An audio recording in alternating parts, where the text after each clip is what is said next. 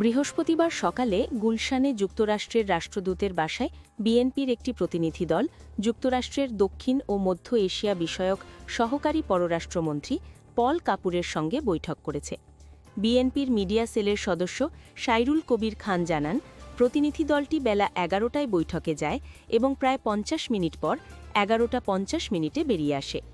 বৈঠকে বিএনপির স্থায়ী কমিটির সদস্য আব্দুল মঈন খানের নেতৃত্বে ৫ সদস্যের প্রতিনিধি দল অংশ নেয়।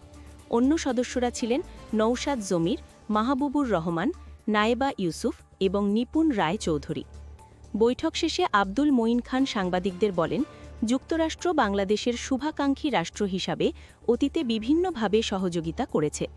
নতুন সরকার আসার প্রেক্ষাপটে বাংলাদেশের বর্তমান পরিস্থিতি, ভবিষ্যৎ নীতিমালা, কর্মপন্থা এবং বিশেষ করে যুক্তরাষ্ট্রের সঙ্গে কূটনৈতিক সম্পর্ক ও পারস্পরিক বৈদেশিক ও অর্থনৈতিক সম্পর্ক এসব বিষয় নিয়ে আলোচনা হয়েছে বলে জানান তিনি আরও বলেন, আলোচনার মূল কেন্দ্র ছিল দুই দেশের জনগণের মধ্যে পারস্পরিক সম্পর্ক এবং ভবিষ্যৎ সরকারের নীতিগত দিকনির্দেশনা। পাশাপাশি বিশ্ব পরিস্থিতি সহ সার্বিক ঘটনা প্রবাহ নিয়েও কথা হয়েছে বলে জানান বিএনপি নেতা।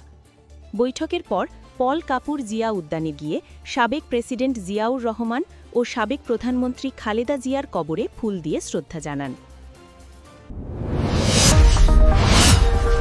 Subscribe now for daily news and updates.